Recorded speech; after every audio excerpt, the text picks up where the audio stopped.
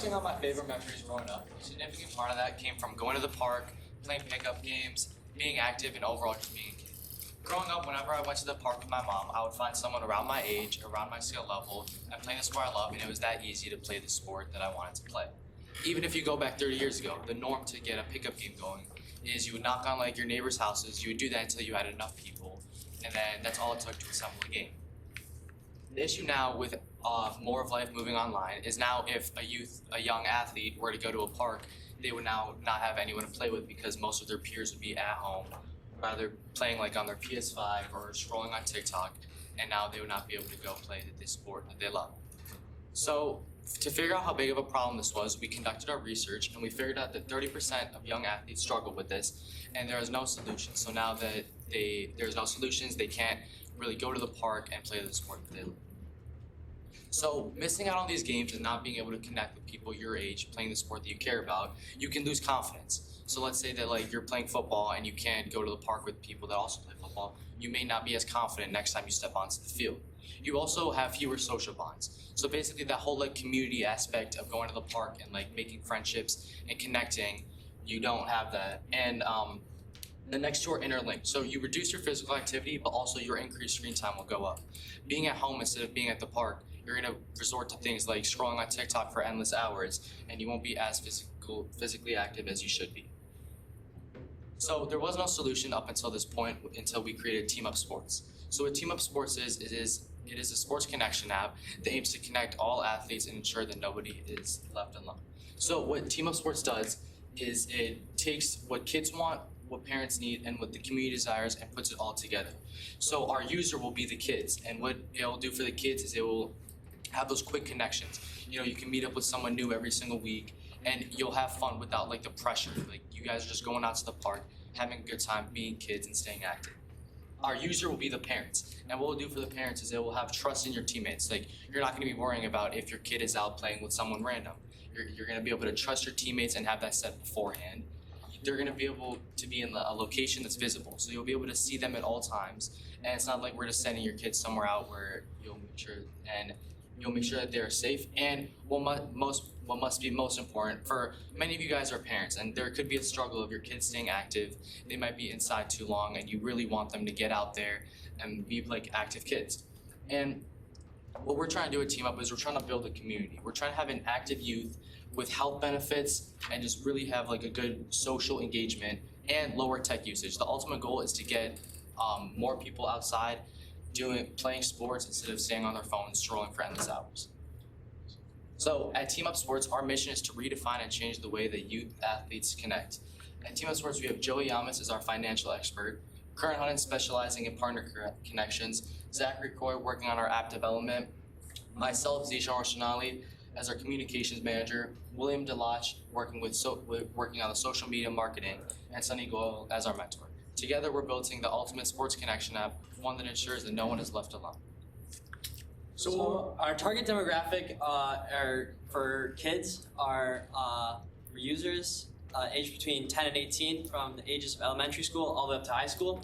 And our customers, people that are primarily buying our app, are going to be adults with children between the ages of 30 and 50. They're going to be middle income and living in suburban Chicago and the northwest suburbs. And we're going to start originally in Barrington, but children are going to want to be invested in their health for them to want to use this app, and also the adults want active younger children in a community. So what users can do on our app is when they sign up, they can put in their skill level, location through zip code, and availability times, as well as they can create their own games if they have the premium subscription or join existing games made by other people. We also have the in-app chat so that kids can communicate safely, as well as the parent dashboard so the parents can read their kids' messages, as well as the in-app chat will be to confirm attendance and all that other stuff. So for the parent dashboard, again, we have the location visibility and the partner overview so the parents can see who their kids are teaming up with.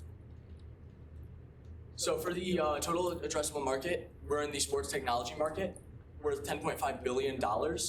And for our serviceable addressable market is $48.5 million. And how we found that is we factored in factors such as like youth, people within our areas, that's where we want to start and branch out. And that leaves us with a market share of 0.5% in our first year. So our growth is going to be from city to city. It's going to be a gradual expansion from Barrington area to its neighboring towns and cities like Palatine, Schaumburg, and Huffman Estates. Eventually, we hope to go through the city of Chicago and across the Midwest. The method we're going to market with is through social media and targeted email marketing to go directly to our customers. And we're also going to have a referral program for up to a month free of premium Team Up Sports if you refer a friend or family. We have two main competitors. We have Spawn, a direct competitor, one that is based off of group games and non-individual player matching. What sets us apart is they are amateur level focused. They're focused at players that are on a team that need further development. We are focused on those players that need that team, that need that initial push to get into the sports world. And then a bigger competitor that we have is Facebook. While indirect, it is still a competitor as it is a networking app that doesn't have specific sports matching technology, but it has a very general user base.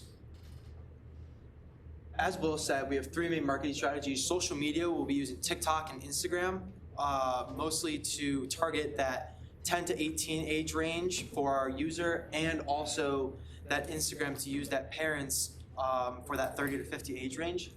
Our targeted email marketing, we've shown that we'll get almost a 30 to 1 ROI on our investment once sent out to parents in our area and neighboring areas.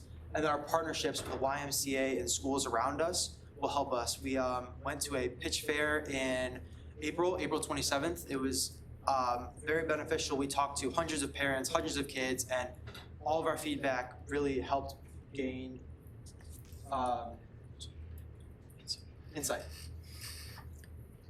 So for our model, we're charging $9.95 a month to the parents. And so we figured that out by sending out surveys and talking to people, especially at our event at the YMCA, where we gave them like our initial idea and we asked kind of what they would pay for it. And we got a lot of $10, so we ended up going with $9.95 as kind of a traditional subscription price. And for our cost of goods, we have a $3.33 cost, which leaves us with a 66.5% profit margin and a $6.62 gross unit profit. So for our 5-year projections, you can see in year one it looks really low, but in year one we're expected to make $75,000 in revenue with like a $35,000 net profit, and then by year 5 we're expected to make $3.9 million in revenue with a $890,000 net profit. So we used 2 major MVPs to test our business model, and one of them was the concierge MVP. So we got emails and we created manual matches to connect people in our community. And we sent out a survey after the matches happened and asked what some feedback would be for the matches, for the matching process, and what sports they would like us to add to our concierge. We also used a landing page MVP in which we created a website and put our social media links and our survey link on there to help drive people towards our social media and our social media to our website so we could get their email. So for our MVP goals, we set out a goal for 1,000 social media impressions, and we got over 1,600 over the course of the past couple months. As well as we set a goal for 250 emails, we only got 187. And we set, again, we had our event at the Bueller YMCA on April 26th, and we got many emails, many social media impressions from that.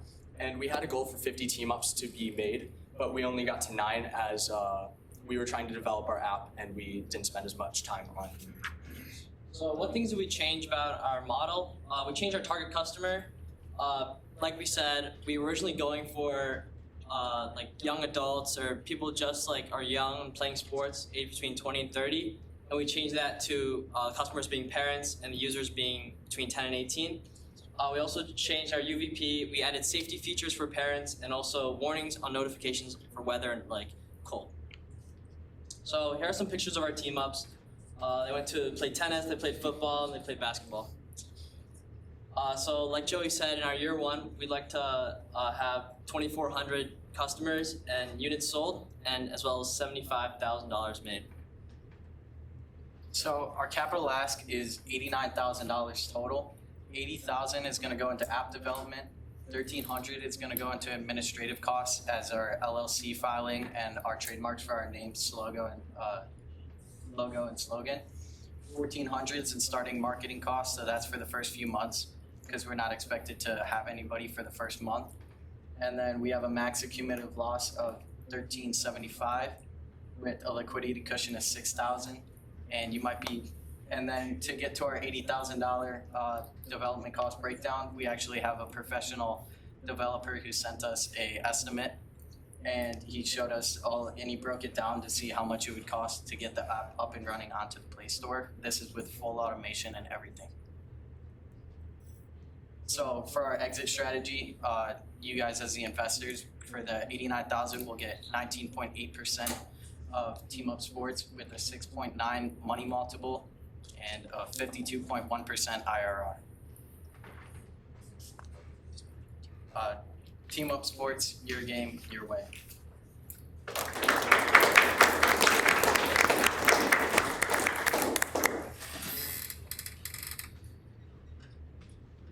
a couple things that I saw in your guys' presentation that I really liked that I have not seen before. One was modest business titles. It's not like I'm the CEO, I'm the CTO, I'm the CFO, all this baloney. Descriptive, modest business titles. Love that for this. First time I've ever heard it. Realistic app development costs. Again, first time I've ever seen something that remotely resembles what it actually costs to develop something like this. Great job. And then a really ambitious growth forecast. This like, growing 20% every year, like, okay, if we invest $80,000 in this app, what is our return? Very clear. I'm not saying that I believe it, but this is like what we expect. A lot of stuff has to happen, but that's really refreshing to see. The idea isn't like groundbreakingly unique. We've kind of heard iterations of this over the years in Incubator. I think it goes to show you how much of a need it is. I agree. I have kids. As a parent, I would use it. I think it's, but what that means is that the product has to be great, right? And $80,000 to $90,000 spending on an app actually could make it great. That could be it. I don't know if the Ed Foundation's got that deep of pockets, but you guys have actually outlined a way to do this. I think that could make sense. My question is, you had $3.33 for COGS. Can you explain how you came up with that number? So that cost of goods is based off of three main parts. It would be a location services with Google Maps. They charge us an API. That'd be around 2 or 3% of our overall cost. And then our main price would be an app store cost, which would be around 15 to 25% is what we found. And then credit card fees, PayPal, or any general credit card fees we got with that. There's a lot of alternative options because it's just basic live location, right? Yeah. Okay, there's ways to bring that way down that I can help you with, but just keep that in mind. Those COGS just seemed a little bit higher, so. The flow of the presentation itself, I think you started too slow. It was like 3.5 minutes before I even knew what you were proposing. Like there was this and that and that other, and it's like, okay, yes, what were you doing? And so it took a while to get the punchline of, okay, this is what we're doing. And then to your point, I agree that like those are probably pretty realistic development costs. But I don't know if I have the confidence to do that because you didn't really show me too much of like what your MVP is. A little bit. Like what I would like to see is like, okay, this is kind of our mock-up and this is what it is or whatever. We want to make this real and it's going to cost this. But I didn't get a real good sense of what's the experience. Is it the parent that's doing this? Is it the kid that's doing this? Who's all that like just having a little bit better would make me more comfortable with that ask. But until then, I need to see that. That was along my lines. It was making it concise, making it sure the audience knows exactly what the product is, how it works. Maybe an example where it's a live thing where you say, this is Sally. Sally's got a kid. This is how they interact. This is how what they will do step by step, just so it helps us understand how it's supposed to work. And that's what we're planning on is the parent would sign up, create an account, and then create like a child account under it. So the child could download the app and sign in under the parent. So the parent could like obviously have the dashboard, have everything to see all the child's chats and all that.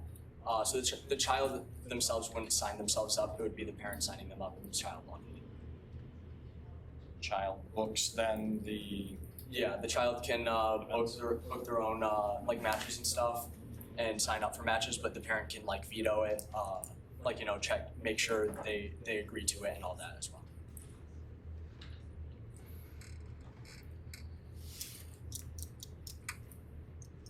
Any other questions? How do you deal with like, because you need, I think this would adhere well to like larger team sports, like baseball pickup games and stuff like that, right? Yeah. Basketball, where you need a certain amount of people. But all those need facilities, right? So, you know, that's another thing where you have park districts that have, you know, all these open, but also some stuff is booked. Yeah. Right, so this might be a valuable tool for park districts who have, you know, a certain amount of time open in their parks and facilities. Yeah, so that's Have you kind guys of gone down that road or anything? that's kind of what we were planning on doing like some point in the future. Like hopefully, again, we went to the YMCA, we talked to them about possibly in the future, doing something like this where we could partner with them and you could book like their facilities through the app as well. As well as they could like post their own like matches, their own pickup matches, say, you know, they want to book out a basketball court for like just a random event. They could do that as well and have people sign up through that. It could also be a way to fill it. I mean, YMCA has the pickup games probably every day for the basketball. They could send out, hey, we need 3 other people for these games. Our app would send that to everyone in the area at the right age, at the right time, at the right skill level. So that'd be almost like a way to get out to others. Right.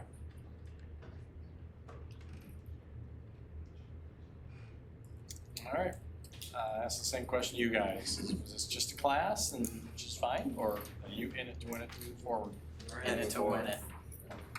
Thank you. All right, thank you guys.